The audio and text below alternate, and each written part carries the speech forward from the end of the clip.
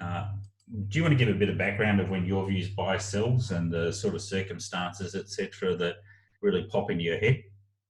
Certainly, I mean, I've used them in a number of cases, mostly in, I guess, SME, small to medium sized businesses, where there's opportunity to provide the current shareholders, I guess, first right or first option to acquire the business off other shareholders.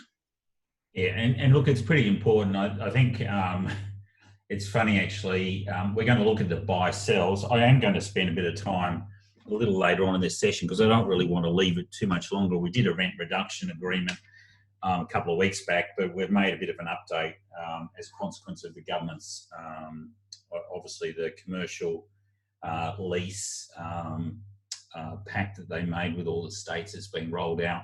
And obviously we've got each state-based one, which just seems to me to be a bit of a joke, really, that they're going to give you a break on land tax so you can pass it on to the residential tenant, which sounds good, but at the end there's no cashola there, so what's the point?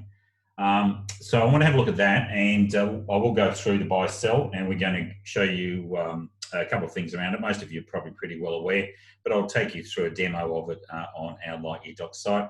Please feel free to ask any questions. Mick's there online who's going to be looking at it as well. But really, if you have a look at it at the moment, you couldn't get a better time really to be having a look out of this process, the buy sell. In terms of the coronavirus, it certainly got all of our attention, and you know, the dramatic and really it's quite a draconian shutdown in the economy is impacting business, personal, and of course family lives. There was a recent poll I was watching, YouGov poll on Channel 9 this morning, which basically said that 78% of all Australians are stressed. One, not dealing with family, not going out and being with friends. Depends on who it is, but certainly a lot are really overly concerned about their work future. Is there a job there for them? Because at the end of the day, this working from home is going to create quite a big change in everything, basically. And also, 48% of people were concerned that they were going to actually be able to keep their home. And when you get to such a fundamental issue, not only keeping your home, but being able to provide food for your family, that's a very tough one. And that stress turns into anxiety, and certainly it turns into depression as well. And unless we get out of this really quickly, it is going to have long-term psychological impact on the Australian psyche. Now, it's not just Australia, it's all around the world. And, you know, I've got my views on lockdowns and so on and so forth, particularly where we seem to have escaped, thanks to being a huge island, the wrath of the coronavirus that you might have seen in a highly dense populous area such as New York, for example. But notwithstanding that, that's not the time for this, and I'm sure there's going to be a lot of recriminations or observations later on, but we're right in the middle of history at the moment, and I'm not sure how well we're going.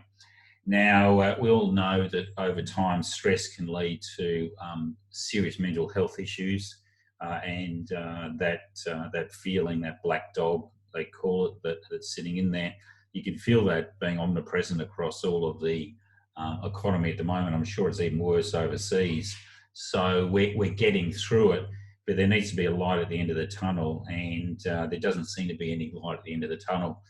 Interestingly, when we compare it to the Great Depression, one of the biggest things for the Great Depression was the ability of people to go to the football, whether it was Aussie rules or rugby league or rugby union, even the cricket, if you remember some of the, well, you wouldn't remember because you're not old enough unless it was a past life, going to the cricket during the Great Depression.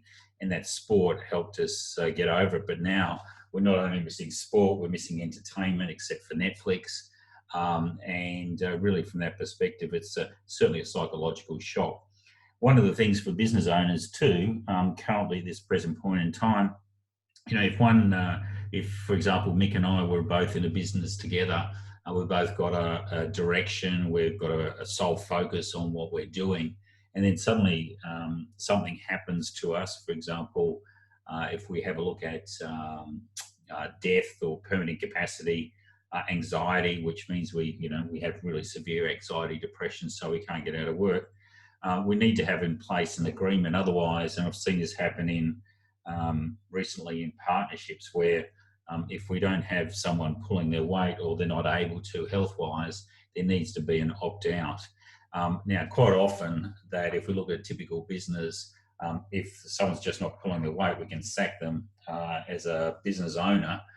But again, how do we buy them out of their shareholding, particularly if they've got a significant shareholding because they have rights under the Companies Act?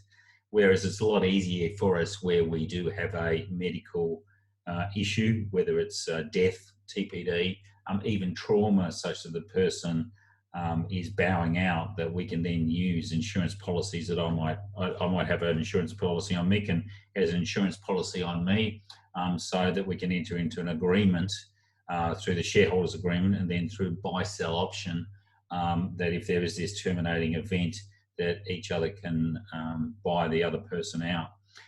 Terminating event could, of course, include COVID. If we were struck down per se, that would definitely fall in line with that. Certainly, as we come out of this, we're going to need to ensure that all of our clients in any form of business do have successful exit strategies. One of the areas that most of you are probably pretty well aware of is that with COVID-19, obviously a lot of people are concerned about their health and more importantly, their mortality. And I know from having a look at our statistics that many of you are doing wills and also EPOAs in relation to that. And I would strongly suggest that you want to get involved and go through that process. From my perspective, accountants and also financial planners in the best position to set in place strong estate planning structures for their clients, because they take into account family trusts and also self-managed super funds or superannuation, whereas the average lawyer doesn't focus in on that. In fact, I found a nice little section yesterday in 102AG, which deals with obviously testamentary trusts, but it does look as though it is possible, well, it is absolutely possible to build a testamentary trust straight out of a superannuation fund. So I found a nice little niche there that I will be building out going down the track, but it would then mean that children coming in there under 18 won't be taxed at penalty tax rates. So that's a very exciting one. I've got to do a bit more research in there, but the more I get involved in the wills and estate planning and building tools and resources for you guys, the better it is. And again, if we have a look at the buy-sell as just another covariant of that, is that what happens if someone does become sick? What happens if they then get to permanent capacity? What happens if they then die? Particularly on that back end, that if someone wants to get out of there, generally it's not going to be them because they're incapacitated, so it's going to be their EPOA. The second one is obviously also on death, it's going to be the executor. And that's why it's absolutely crucial to have a buy-sell option agreement, because if, for example, one of the shareholders dies, their shares get transferred to the estate. That estate is then stuck in a family provisions claim. It may be years before that shareholding can actually be purchased under a shareholders agreement. So you must put in place a buy-sell option agreement. As I said, for EPOAs, it's absolutely crucial where you've got single director companies and also SMSFs. But again, this is just another one of those asset protection, business protection, and estate planning tools as well. And again, falls straight into obviously succession planning as well. So I think most of us are pretty well aware. Generally, it's usually two parties that are in a company together. With a partnership, you can use it as well for a partnership, but the agreement we've got is essentially a corporate one. You could use it, for example, with trusts to a certain extent if the trust owns the shares of the company. But if you need to do that, then probably best to come and see us at Abbott-Family, and we can work up a solution there for you. But this is it's beyond a plain vanilla. I've done a lot of tweaking to it, and I'll continue like it. All of our documents will do a lot of tweaking around it, get your feedback. I'll get some great, many of you provide me with fantastic feedback going through the docs saying, what about this, what about that? And look, our investment strategy is absolutely second to none around the world. And I'd even put it up against certainly some of the large retail industry funds, although I wouldn't want to put anything up against those industry funds at the moment. I think they're absolutely shocking. I worked out it could, this $20,000 withdrawal could easily turn into a $200 billion hit to the industry funds, which would virtually wipe out around about 25% of their net worth, which I couldn't think of anything better. But anyway, that's my prejudices coming out. Anyway, we can be used for two or more parties. I'll go through that. Ideally, you've got a shareholders agreement. So the process would be a constitution. If you're using the LightYear Docs constitution, you'll see in there effectively there's a process in terms of death. I may even look at building in and that process on death is that the other shareholders have the ability to acquire the shares. I'll probably will build into that a permanent disability as well into each one of those company constitutions. But essentially, we start with a constitution. The next thing we go down is to any shareholders agreement, which goes through, and then we have the buy-sell. Now, we can actually just have the constitution and the buy-sell if the constitution is strong enough. Unfortunately, most of them aren't strong enough. Now, when we have a look at it, it's a put and call option. So, Joe, well, do we have a unit holders agreement for unit trusts? I do have a unit holders agreement, and I've also got a shareholders agreement, which I'll be rolling out probably in the next maybe 3 or 4 weeks. I just have to build out a couple more estate planning documents and then review a couple more. Need to, again, just do a couple more things around COVID, and then we'll go into the shareholders and unit holders agreement. Again, the key factor you'll hear from me going forward, it's not just about SMSFs, it's about succession, asset protection and estate planning. And we call ourselves, that's SAPEP, so succession, asset protection and estate planning. So the people who are involved in this space are SAPEPers. So we provide advice in those, so that a buy-sell, a unit holders agreement, as you pointed out, Joe, shareholders agreement, these are all not only asset protection, but they're also succession, really important succession tools for us to use. And there's certainly things that we on an ongoing basis, particularly accountants dealing with our clients, can put these in place for the clients, whereas we have a tendency for lawyers who are only transactional in terms of wills and estate planning, they only look at one thing. Also, do you suggest to have a shareholders agreement for the trustee company, the unit trust? I would say a couple of things on that one. I would. So again, we're starting, the question you're asking, Joe, is absolutely a crucial one, because what we're doing is looking at succession the whole way down the track. And really, when we have a look at what's happened with COVID-19, we have to say that nothing is guaranteed anymore. So that as much as people want to go into business together, want to do a property development together, want to get an investment together, and this doesn't matter whether they're husband and wife, family, business partners, we need to have an exit strategy.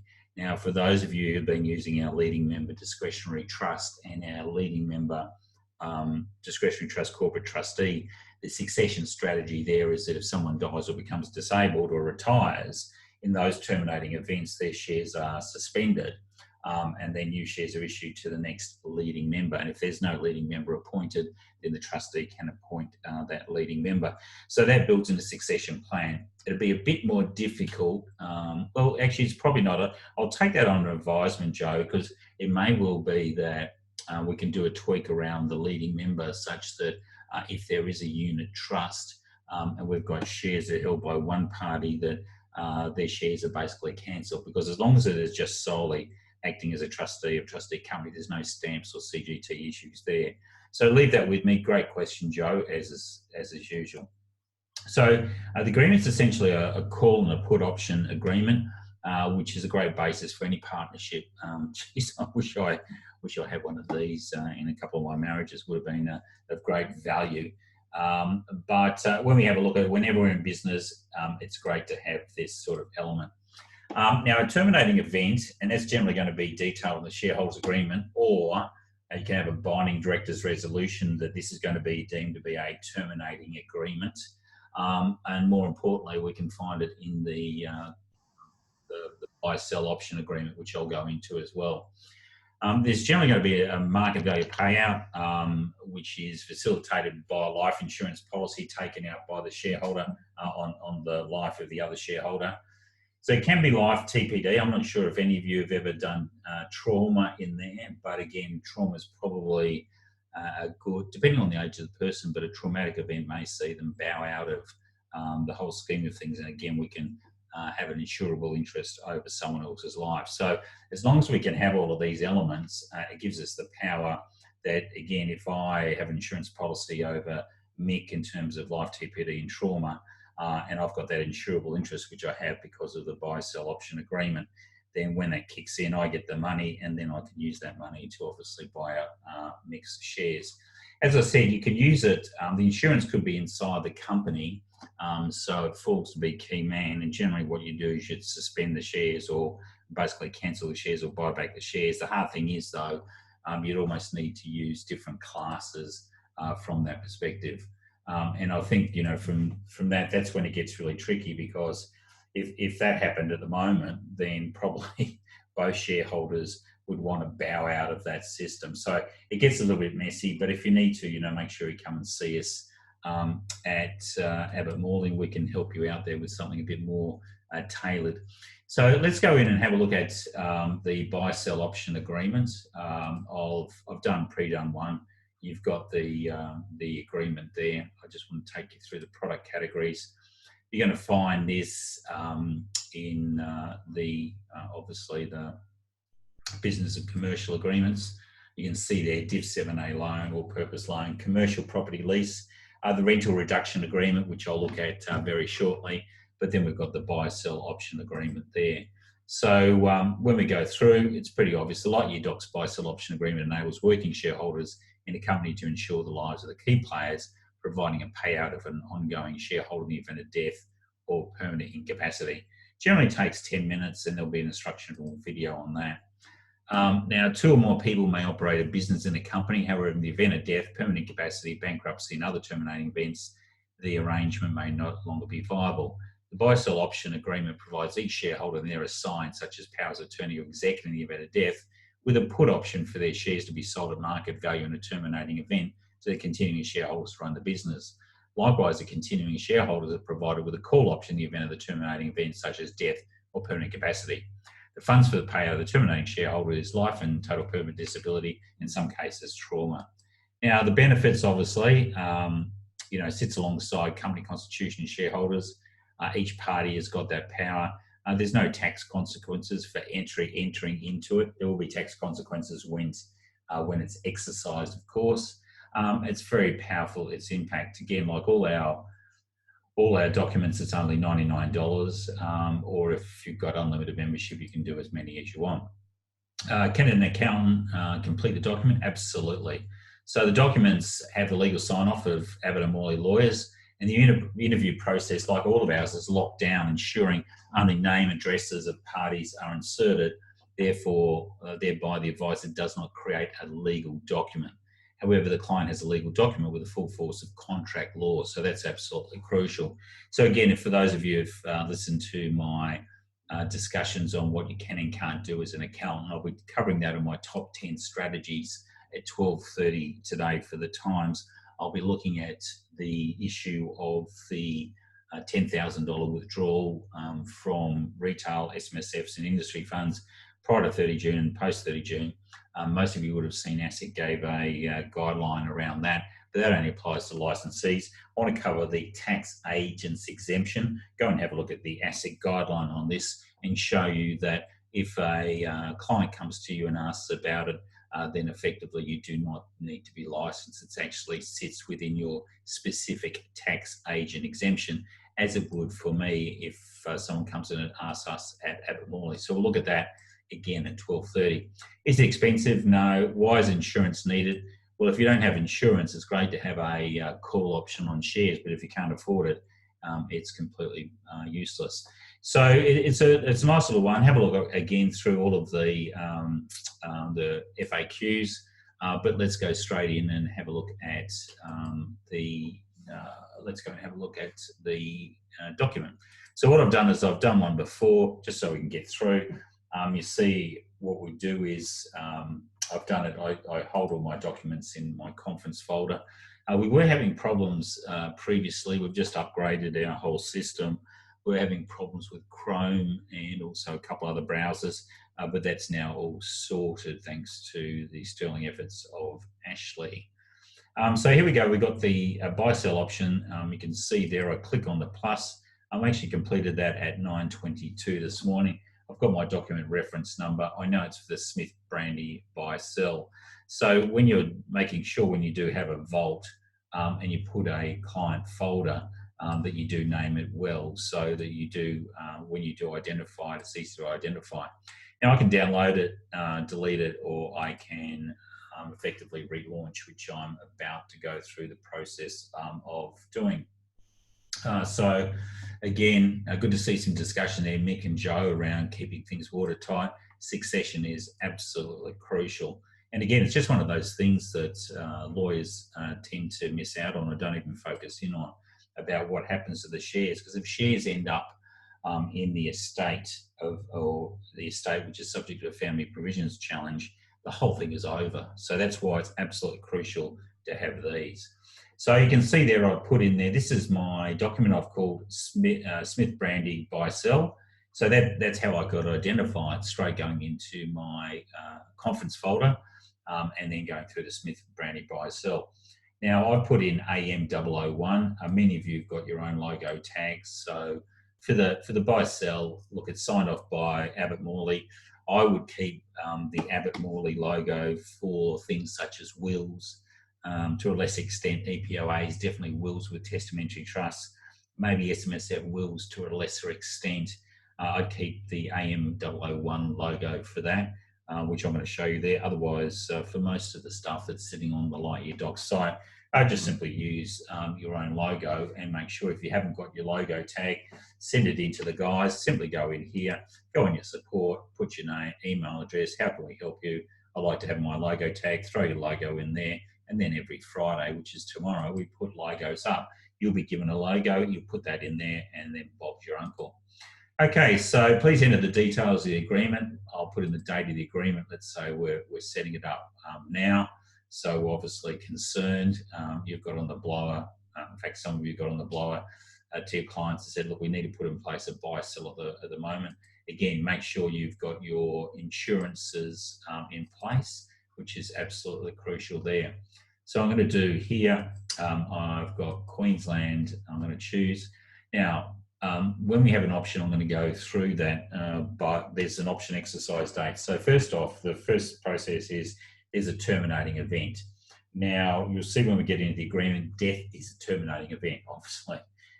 Permanent incapacity is total and permanent disablement is a terminating event, but you're going to have reference back to the life insurance contract to see what the process is there. But we can have other terminating events there. Again, we need to make sure that we've got insurances for that, or some other means to pay if necessary. So we could, for example, not have life insurance. We've got our own wherewithal. We could borrow money to go in. And for example, a terminating event could be divorce. But just understand, if you put divorce in as a terminating event, then effectively you've got to have the funds in order to buy.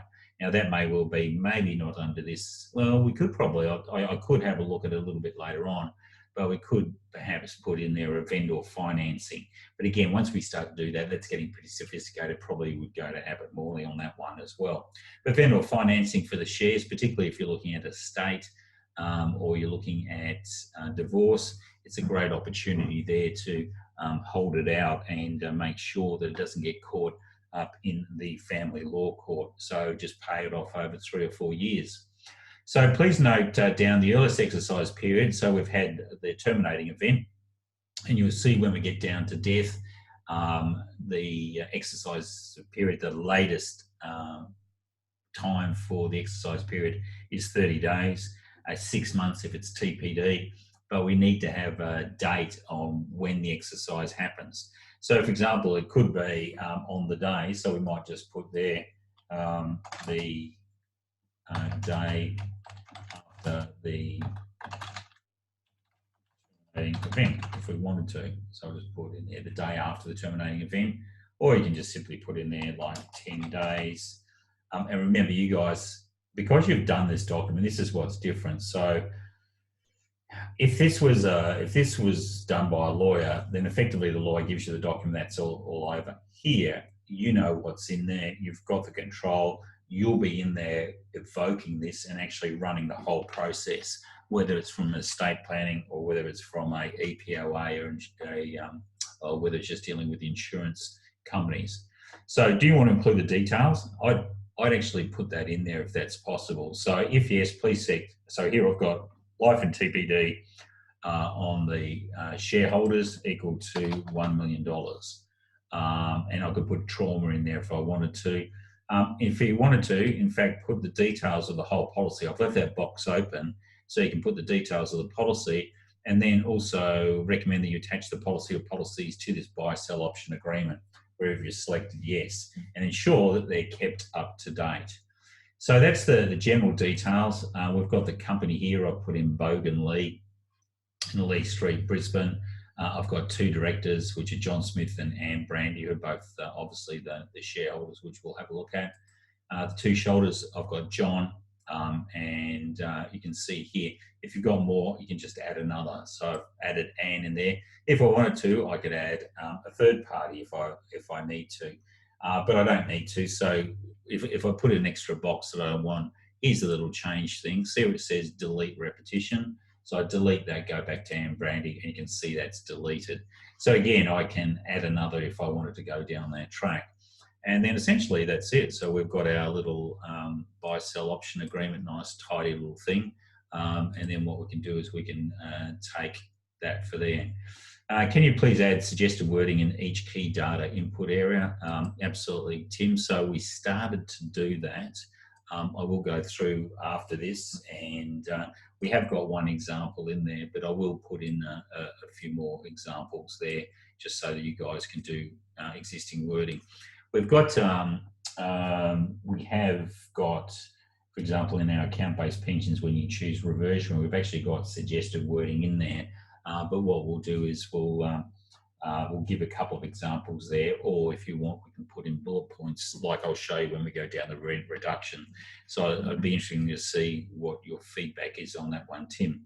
So I've got the agreement here. I just simply download it into a PDF that pops up there, and you've got your agreement there. So you can see that's Abbott-Family.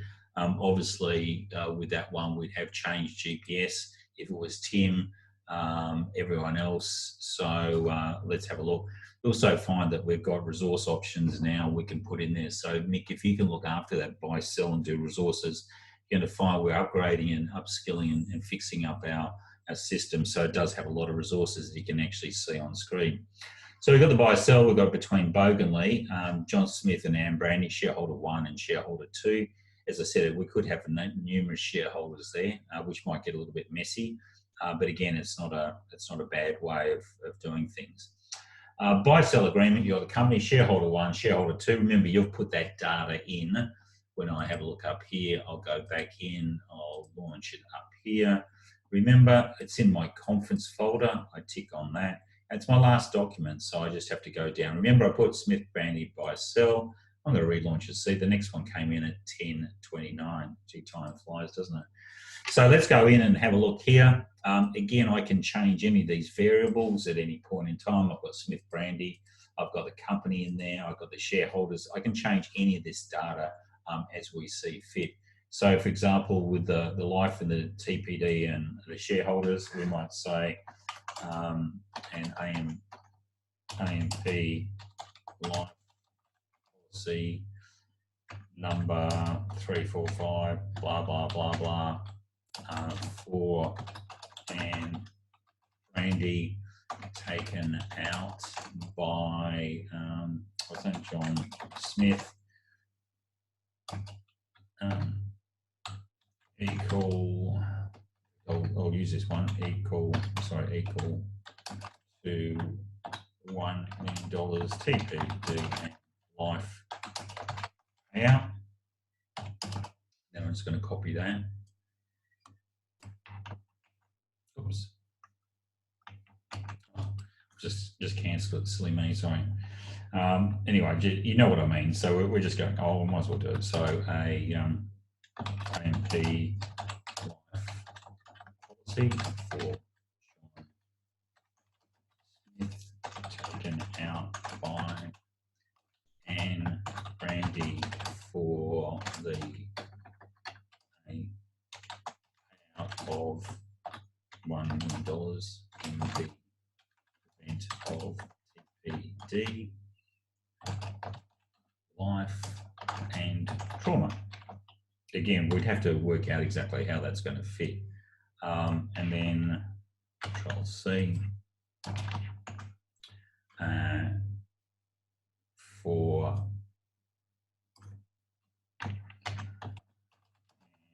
Brandy, taken out by John Smith. So again, the more details you got, policy details are attached to this file. So,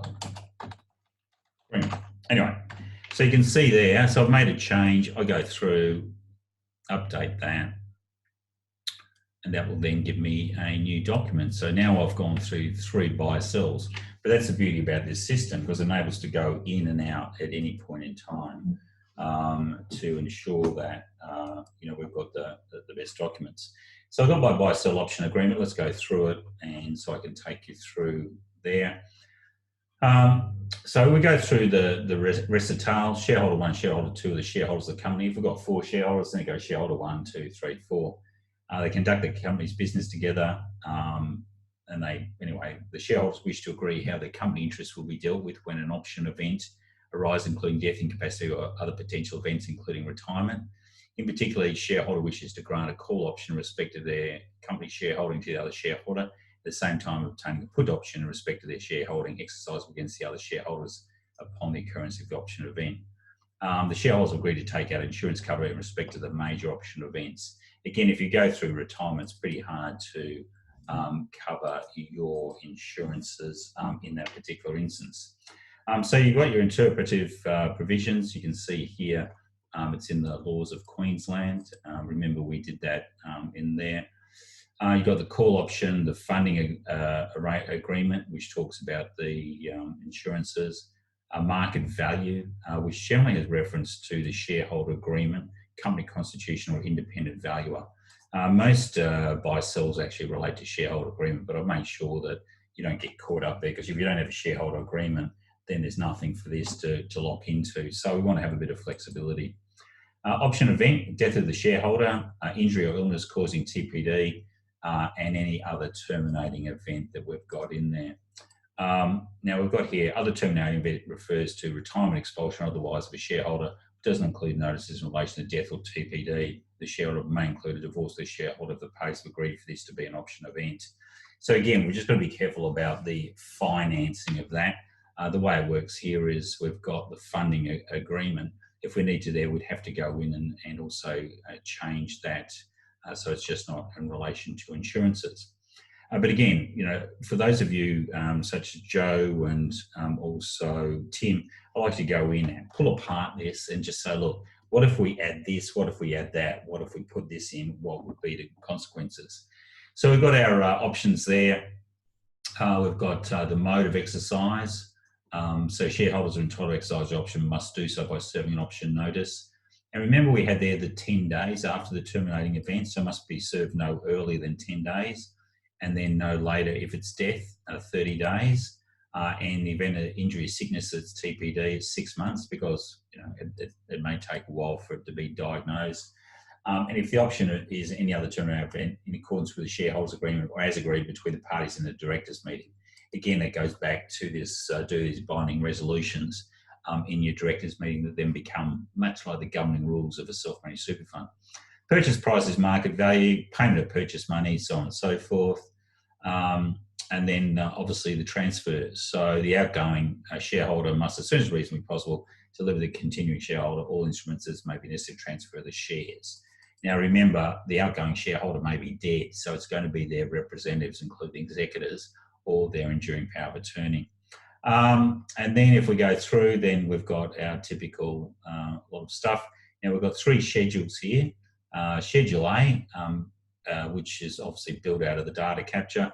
We've got shareholder 1, shareholder 2, earliest exercise time is 10 days, and subject to the following documents, if any: funding agreement, a company constitution, and shareholder agreement. As I said before, where it comes to retirement, it may well be this buy-sell is, you can relate back to the shareholders agreement, but we may need to open it up a little bit further because you're not going to have insurance for retirement, but effectively we can use a vendor financing if need be. So option event, we've got any other terminating event as defined in this agreement, which can take us back into the binding directors' resolutions.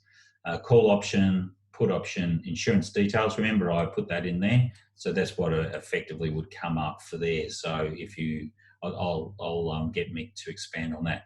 And Schedule C is the actual option notice, and it must be in this form because if we have a look down here, the option notice refers to a notice in the form set out in Schedule C. So unless you use this style of form, it's going to be completely invalid. So we want to use that, and just obviously to whoever. So if this is the executor, the estate of the executor, due to the death or physical in relation to the shareholder, we, and this would be the continuing shareholder, give notice on the terms of provision buy or sell, dated blah blah blah, and then you basically sign there. So you're using your option. Then you've got a signer's agreement. You've got your company, shareholder 1 and shareholder 2. So that's essentially it. The guts of the buy-sell, pretty easy to do. I might tweak a little bit, but you know, I'd love you guys to have a. So that's a good one. So Nigel Fenton, thank you, Nigel. If the policies are cross-owned by an arm's length person, there can be CGT on the proceeds of TPD and trauma. That's absolutely the case. And just remember, there's also the issue of CGT in terms of the acquisition of the shares. So we need to be mindful of that. And this is probably, obviously, Nigel, I know you've done a lot of these. This is pretty important, that the buy-sell is really not the purview of a lawyer. It really needs to be looked at from your perspective as it relates to your clients, because you're going to know the whole areas, whether they're in trust, whether they're in companies, so on and so forth. Anyway, that's our buy-sell. What I want to do is just for the last 10 or 20 minutes go through the rental reduction. You've seen me do this before. If you don't want to see this, this is an update, or it's only an update from last Saturday. So what I've got here now is I just want to take you through it again to show you what changes have been made. So this is a rent reduction agreement, and there's been a lot of information out and about that, depending on your relevant state. I've tried to keep it open so it applies for anyone, but I'll show you what we've done for commercial. So we've got the document set up. Remember, again, this is straight out of the conference. So I've got rent reduction Smith. That was why it was so easy for me to go in there. Now, this document sits on top of the lease. So from a business perspective, and I'll be talking about this at 12:30, look, if you've got any real estate agents on your books, anyone who's got clients or local real estate agents in the area, it's a good time to get on the blower and give them a call and just say that you have got a rent reduction agreement. Do not, under any circumstances, do not let these people enter into agreements without anything that is viable in writing that does create a legal contract between the two. Otherwise, what will happen is at the end of the COVID, someone's going to come back and sue on it. Can you imagine how much litigation is going to pop out of all of this sort of stuff? So we put down the landlord. I've chosen an SMSF, so this is a related party one, but I could quite easily do anything. So I could make it arm's length, whatever. So we've got the tenant is the family trust. So here I've got the landlord being the Smith Family Superannuation Fund. I've got the company, all the nominees, the directors in there as well. I put the contact details, so the telephone, email address, and also the ABN if it's applicable. I then do exactly the same, who the tenant is. Now, there might be more than one tenant, because remember, this could be, you'll see a bit later on, because this is a company, commercial I've chosen, effectively, then there's just a company, there's not extra tenants there as a trust. So we've just left it at that. But if I had an individual, you can see there, I can essentially add another if I wanted to. So I choose the trust there. Premise details, I've got commercial, I've got residential basically sitting in there as well. And then I've got, let me just go up. So I've got residential and rural, but this one I'm going to do is commercial there. So I've got unit number 4, street line address. Is there a guarantor? Because it's commercial, you could add a guarantor if you want. So that would then throw, can you see up here the guarantor, the details up there. So I'll put the guarantor in so you can see, does the landlord have an agent? Now this is between the two parties. You'd say no, but what I'll do is I'll cover that anyway. So you can see the extra little pages pop up on the interview. So I'm going to go yes and yes. Now I haven't done this before, just to show what it looks like from a commercial. So who's the landlord's agent? So we'll put Karen Gold, the ABN, a firm, LJ Hooker, Brisbane, 5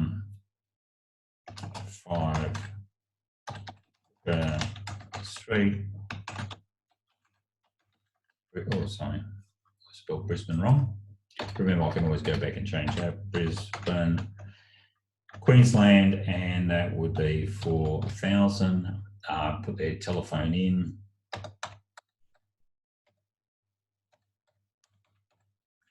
And their email. So Karen at lj.com.au.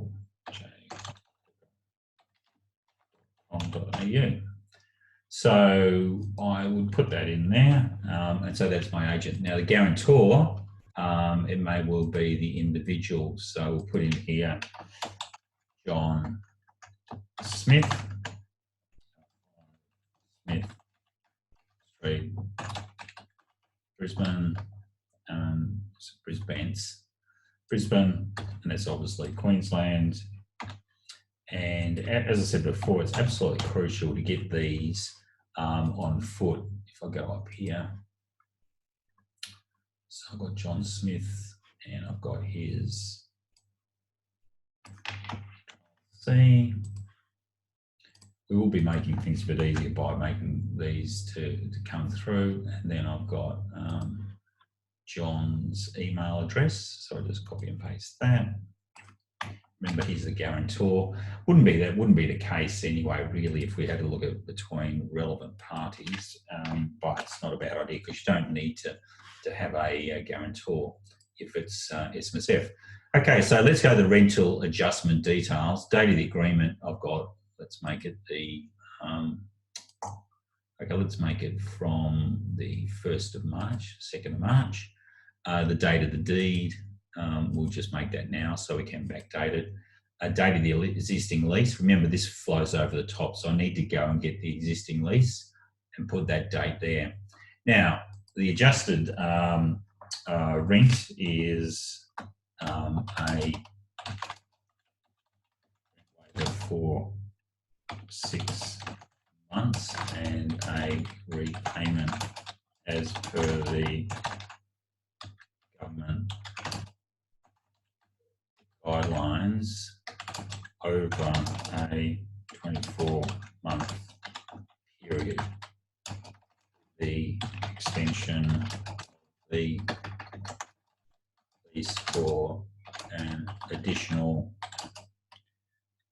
period of 12 months. Again, remember this sits over the overlay. When will the agreement cease?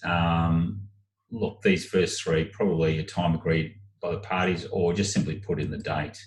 So I've got the 1st of July 2021 that it's going to be ceasing here. Or effectively, if I'm looking over a 24-month period, I can just simply put at the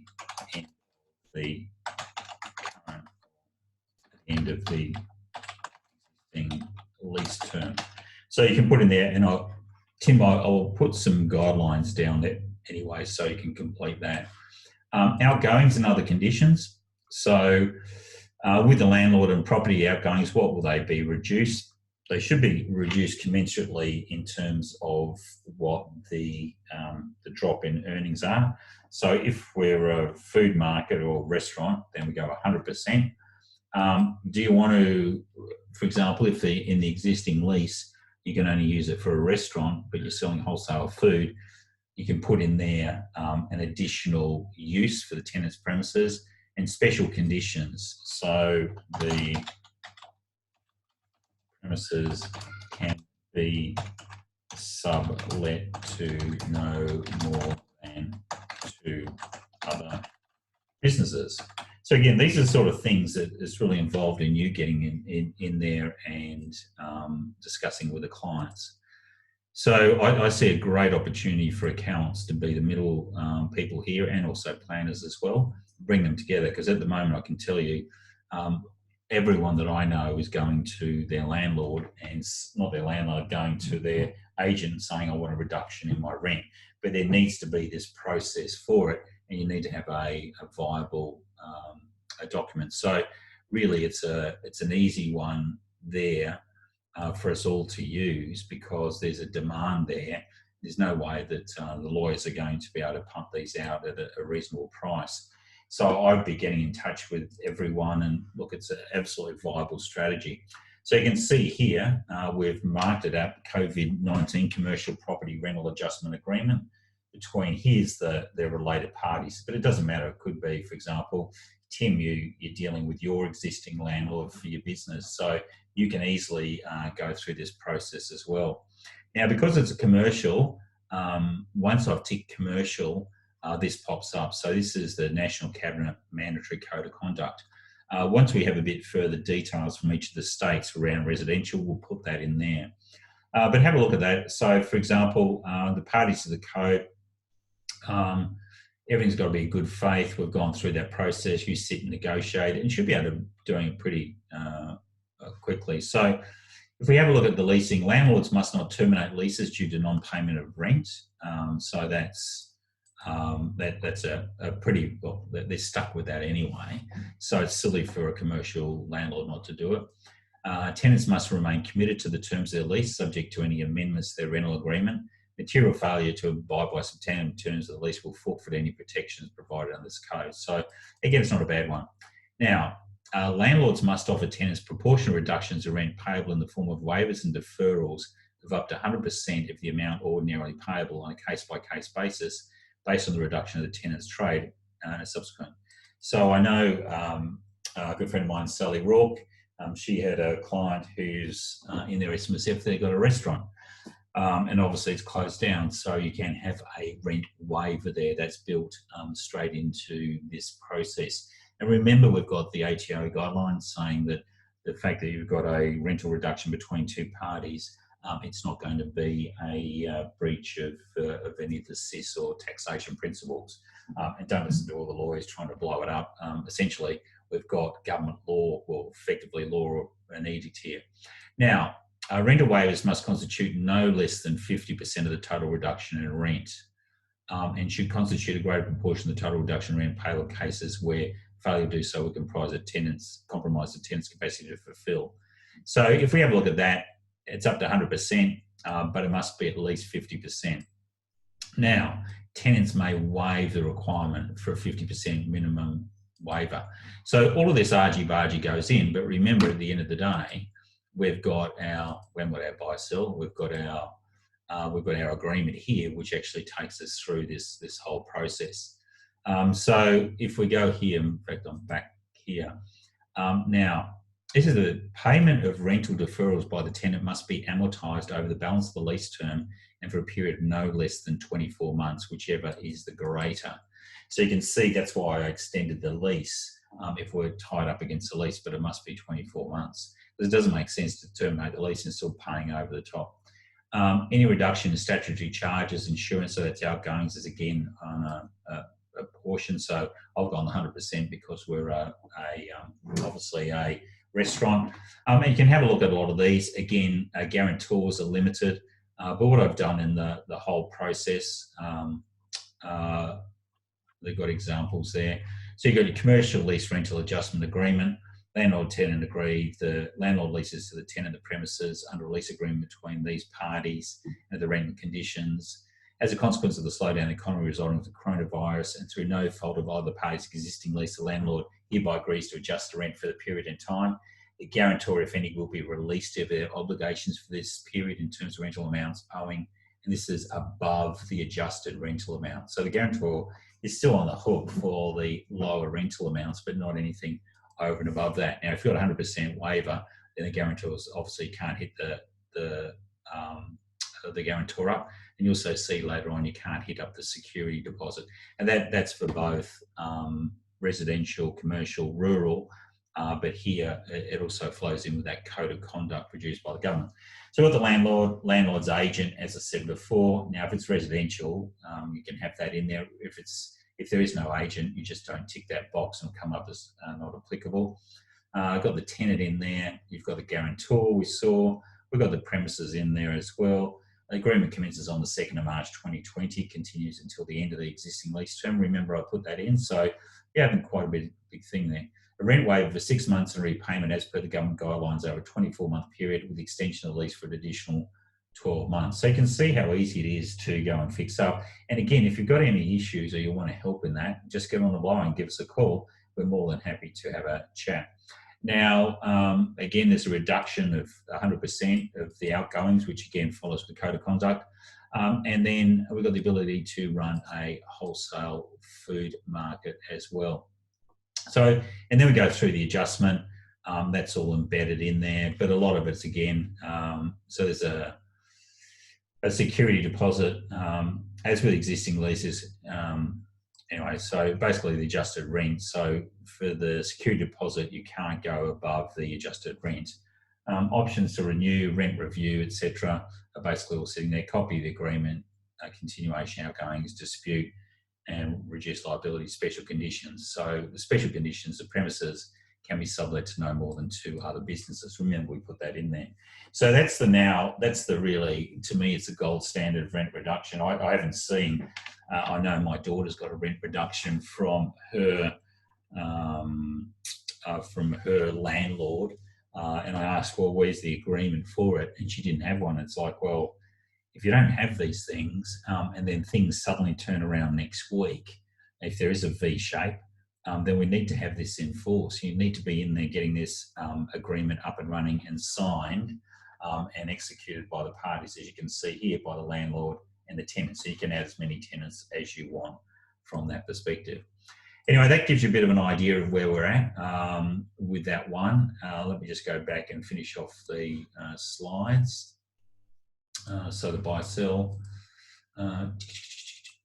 So we had a look at the buy-sell. What's coming up? What's coming up?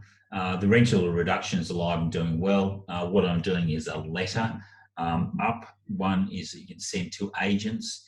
The other one is that you can send out on behalf of your landlords or tenants. And I would have thought all of you, particularly accountants such as yourself, Joe, or for example, when we have a look at Tim as well, you've probably got hundreds and hundreds of clients who need this rent reduction straight away, and it's best to get on the front foot of it. And again, get fully paid for that whole process. And again, you've got, for those of you unlimited, you can just roll those things out. Today at 12:30, I'm going to look at my top 10 strategies at the Times, which will be fun. Next week, I'm going to be looking at a couple of things. A rural property lease that I've done, which is great for existing rural properties. We'll probably look at how we've included the stamp duty concessions and exemptions for transfers of property into a self-managed super fund by a related party. And then I'll also be looking at our updated investment strategies for 2021, can you believe it? We're into April in 2021 is when these investment strategies need to be put in from July, along with any minimum pension payments. I've also got, I think I've got, I just want to show you something nifty. If you just got 1 second of my time, I just want to show you what I've done, which is, let me just see if I've got that. So again, I put all my stuff, all my examples into one. I think it's been fixed, so let me have a look. Just want to show you something. So I've got the account-based pension. Again, I go through fund member details. Now we used to just have condition of release being retirement. Now we've included all of this conditions of release. We're coming up to June, so all the new 50% off PBFs have all been taken into account. And if you come to June, you'll see that if I went here, so if I went to 25th of June and I did that, you'll see my minimum annual pension payment drops down to 0.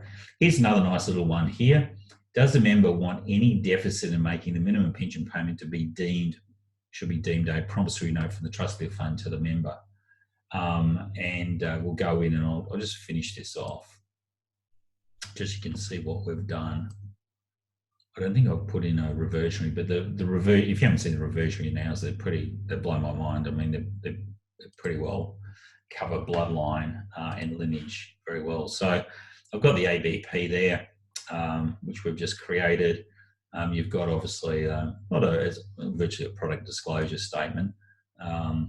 So that helps because believe it or not, a trustee of a fund still has to give although they're exempt from licensing, they still have to give a PDS.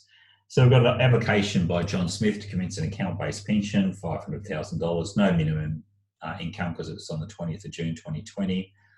Age 65 condition of release, amounts over minimum pension payments to be treated as commutation payments and not meeting minimum payments. So a promissory note for the amount of any deficit in meeting the minimum pension payment is to be deemed to be in force at 30 June. So again, that gives you a bit of a fail-safe mechanism. You can see there, these are all the reversionaries. That gives you a bit of a fail-safe mechanism if you don't make minimum pensions.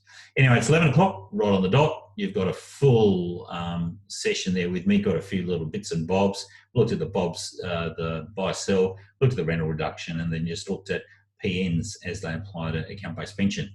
Hopefully I'll see some of you at 12:30. It's Grant Abbott signing off.